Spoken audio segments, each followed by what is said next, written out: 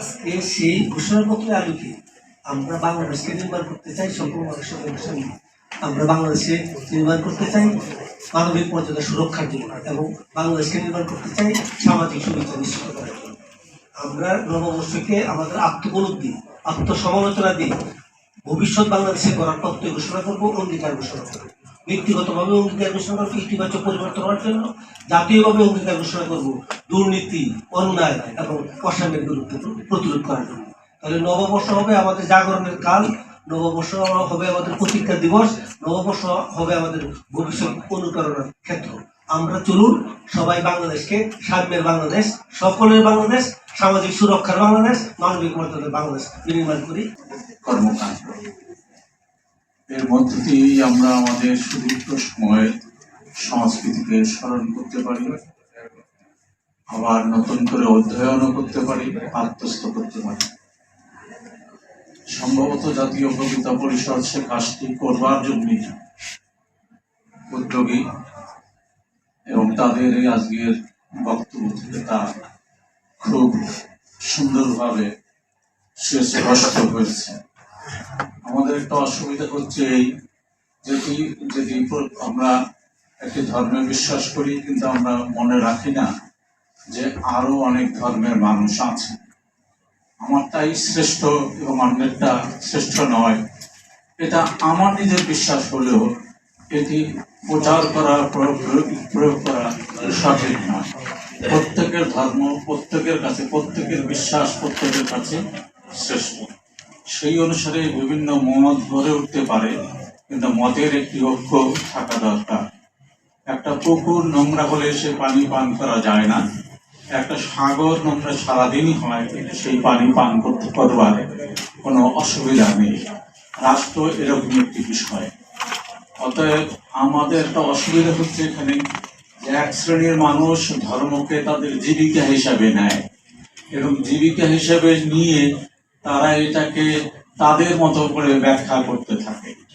যখন কোনো জিনিস জীবিকায় পর্যবেসিত হয় তখন তার জীবিকা অর্জনের যে সুবিধা, অর্থাৎ অর্থকরীর যে সুবিধা, সেটি আদায় করার জন্য সে নতুন নতুন তত্ত্ব হাজির করে, যা ধর্মে কখনো নেই। কিন্তু সাধারণ মানুষ কি সেগুলো খুঁজে দেখে? যেগুলোতে ধর্মের কোনো স্বীকৃতি নেই, দেখতে পারে না, কারণ তাদের জ্ঞান নেই, তাদের চর্চা নেই, তাদের অভিজ্ঞতা নেই। আমরা এই বিষয়গুলোকে স্পষ্ট করতে পারি। ধর্ম ধর্মের জায়গায় থাকবে, একটি সাংস্কৃতিক আন্দোলনের মধ্য দিয়ে মানুষকে এই বিষয়টি বুঝিয়ে দেওয়া যেতে পারে। মানুষকে সংস্কৃতবান করতে পারলেই এই সমস্যা দূরীভূত হতে পারে। আর এই যে একটা অসুবিধা, কথায় কথায় সবকিছুতে ধর্ম, কথায় কথায় সবকিছুতেই এক ধর্মের ব্যাখ্যা, এগুলি আসলেই একটা পিছে হটার বিষয়। আধুনিকতা পশ্চাৎপদতা নয়, আধুনিকতা হচ্ছে সামনে এগিয়ে যাওয়া, ক্রমান্বয়ে সামনে চলে যাওয়া। এবং যেভাবে প্রযুক্তির উন্নয়ন হচ্ছে, আগামী বিশ্ব যে কেমন হবে আমি হয়তো দেখে যেতে পারবো না, কিন্তু আমাদের পরের যে প্রজন্ম তারা দেখবে যে তাদের সেই পুরনো বিশ্ব কিরকম হাস্যকর একটা ব্যাপার ছিল, আর আজকের বিশ্ব কিরকম, এবং তারপরে আরো যদি সেটা হয় বিকশিত হয়, তখন তো সে একটা নতুন বিশ্বে পদার্পণ করবে মানুষ। সেই নতুন চিন্তা ভাবনার সঙ্গে সংযুক্ত থাকতে পারলে তাহলেই আমরা অগ্রগতি দেখতে পাবো। এবং আজকের এই সময়ে যতটুকু সম্ভব যা কিছু সরকার করছে, যা কিছু আমাদের রাষ্ট্র করছে, সেগুলি কিন্তু অনেক অভিনব, যেটি আমরা গত একটি অর্ধ শতক সময়ে দেখতে পাইনি।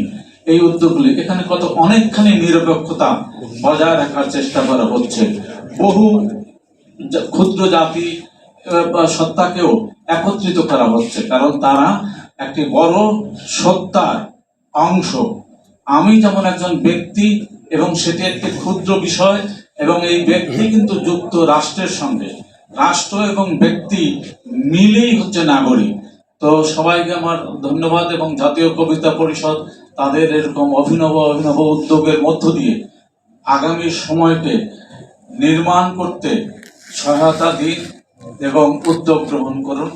এবং একটি ভালো কথা কিন্তু আমাদের সম্পাদক বোধহয় বলেছেন যে এই মিছিলের মধ্যে প্লাকার্ড নিয়ে যাওয়া ফিলিস্তিনের পক্ষে, এবং এটি কিন্তু অবশ্যই একটি করণীয় বিষয়। আমার কাছে এটি একটা বিপ্লবী কার্যক্রম বলে মনে হচ্ছে।